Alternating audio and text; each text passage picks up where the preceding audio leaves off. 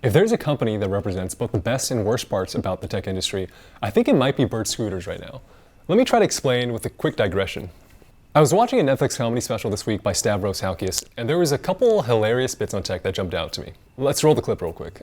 I just hate what tech companies do to cities, what they do to awesome cities. I mean, you guys are experiencing it right now.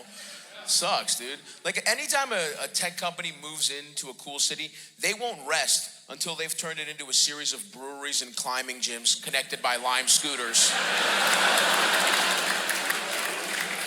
They won't solve the homelessness they cause, but they'll make sure you can zip on past it. They won't give them houses, but they'll make them blurry. Not to overanalyze his passing jokes about electric scooters, but I think it's a good reminder of the duality of tech. Startups and tech companies have the potential to do a lot of good for society, but on the other side of the coin also have the potential to be money-hungry, damaging businesses. Bird Scooters is just one example of that yin and yang dynamic. The company's story, from its rapid ascension to being a billion-dollar company trying to revolutionize micromobility, to its later downfall mired in lawsuits, fines, business failures, and accounting controversy, makes it a case study for what the best and worst of tech can be. So in this video, we'll examine some key moments in their journey, discuss what they both got really right and really wrong, and look at what lessons we can map to the broader tech ecosystem. Bird was founded in 2017 with the mission of solving last-mile transit through short-term scooter rentals. We're probably all familiar with how it works.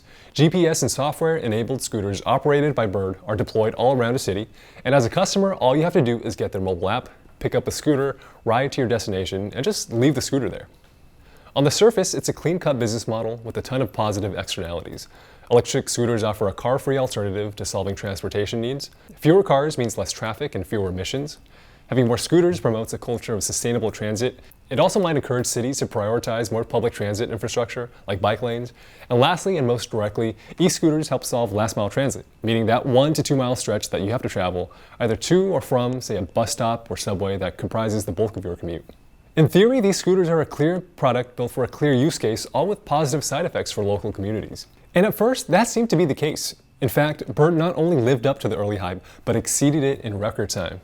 After being founded in September 2017, Bird raised a $15 million Series A round just 5 months later, led by Craft Ventures.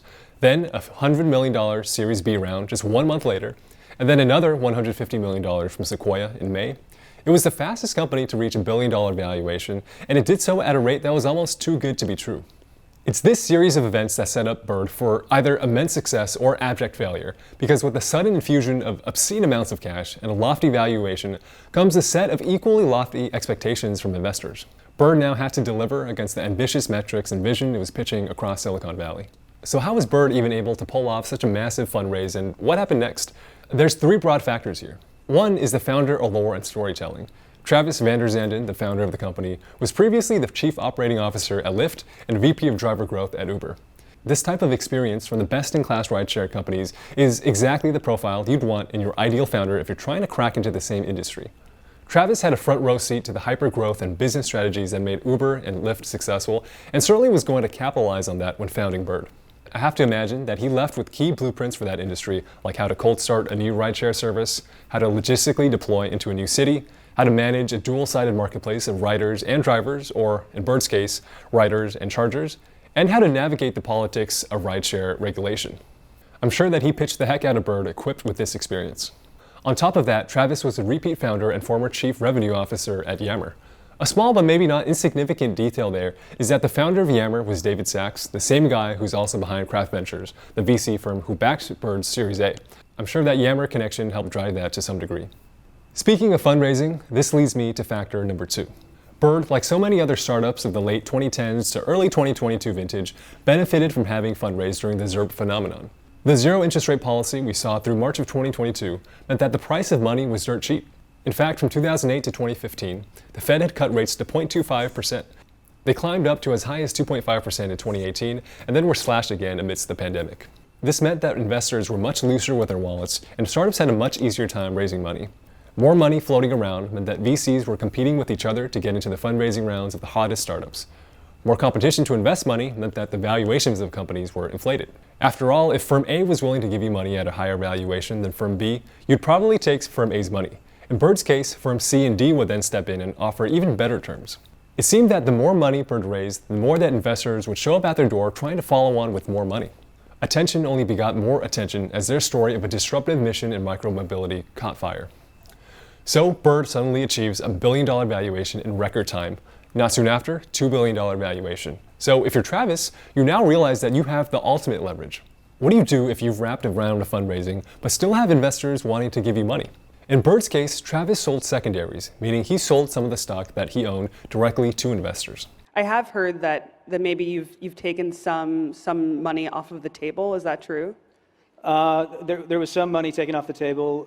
We were in a position last summer. It was a really weird, unique position where we kept increasing the size of the round of the Series C, and we kept being oversubscribed. Mm-hmm. And we had gotten to the point where we basically, the board didn't want to take any more capital and take any more dilution. Mm-hmm. And there were still some strategics out there that wanted to invest, and we felt like it made sense at the time. This meant that Travis would be locking in gains and taking chips off the table.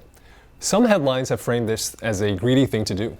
He reaped millions of dollars, bought a couple of mansions, and potentially left other investors holding the bag. Now, I'm not here to say that selling secondaries is wrong or that he had malicious intent.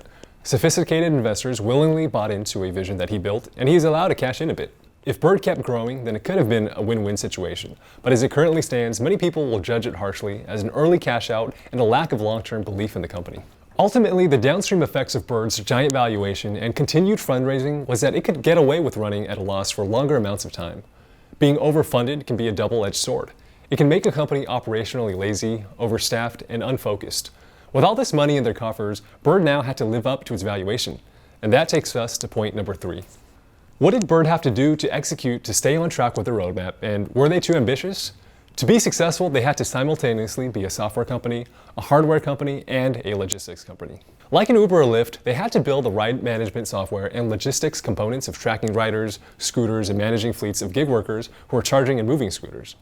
But unlike Uber and Lyft, Bird had the extra burden of having to produce their own vehicles. Of course, in the beginning, Bird was importing third-party scooters from Alibaba, but those scooters weren't designed for rough and tumble commercial usage and broke down quite fast. And their costs had a high floor. To scale, Bird started producing their own scooters and eventually bikes and more. All of that is very expensive to do.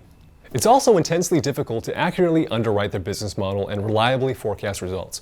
I would have to imagine that in their pitches, Bird was promising specific milestones like number of cities expanded into, number of rides, margin per ride, positive unit economics by a certain date, new vehicles, etc.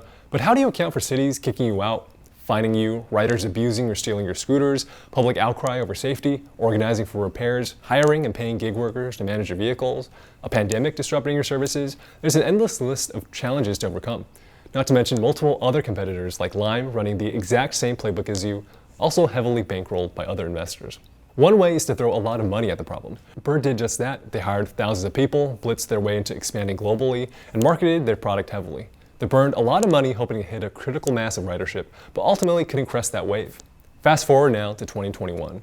Bird, now years into their journey of growth and expansion, isn't growing as fast and in some cases has pulled out from some cities and is facing a crossroads. Their traction relative to their large paper valuation probably isn't enough to fundraise another private round. The window of this boom cycle in tech is starting to close and they decide to go public. This is perhaps one of the most controversial episodes for Bird. The harshest interpretation is that in the face of their bleak future prospects, they decided to go public so their investors could cash out or otherwise face massive losses. On the other hand, you could say maybe they wanted to go public to fundraise in the open markets and signal the next phase of their company in some way. Regardless though, they took a lot of heat. By going public via SPAC, they're criticized for potentially dodging a more stringent regulatory and financial due diligence process. A year later, they also admitted to overstating revenue by recognizing unpaid customer rides from preloaded wallet balances as revenue. Fast forward to 2023, and the company valuation has fallen under $7 million, the stock has been delisted, the founder has departed, and the company faces bankruptcy. So what should we make of all this? Certainly, if you were already a critic of tech, this is just more evidence of malfeasance and greed. And as we've seen, Bird has been both a pop culture laughingstock as well as an example of the enrichment of a certain class and profile of people. I think all this criticism is fair. At its best, tech is a meritocracy of invention and progress. It can democratize technology, level the global playing field to give people access to previously inaccessible resources, and deeply improve every layer of our lives. It can offer a positive-sum game rather than a zero-sum society, and be a shining example of what the best of capitalism can offer. I don't question that this was part of Bird's mission. I'm still a fan of what they're trying to accomplish in reducing emissions and enabling micromobility. At its worst, though, the tech industry can be the opposite. It can be a ruthless business of greed and money-making, hiding under the mask of progress. Labor exploitation, unsustainable growth, gentrification, hostile workplaces, the exploitation of the third world in favor of the first. That list could go on.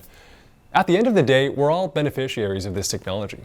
Most of us have smartphones, use social media, use apps, watch Netflix, and so on. Most of us also understand that these products come at some cost, but I think it's in how we rationalize that cost that the fervent disagreement lies. As someone who works in tech, I tend to believe that when done right, this industry is advancing the world in a positive-sum game, and that everyone will benefit as a result of technology. But it would be naive to say that that's always the case. I'm personally learning and trying to better develop my own sense of values and judgment in this area, and I think making videos like these is one exercise in doing so. To conclude, I think this video might be a bit all over the place, but I hope the core message shines through. Bird is just one example of both the good and bad that tech can exhibit. I do truly hope that Bird is able to turn around their company, because I think it can do a lot of good, but in the meantime, we'll try to learn a thing or two from their journey. Thanks for watching.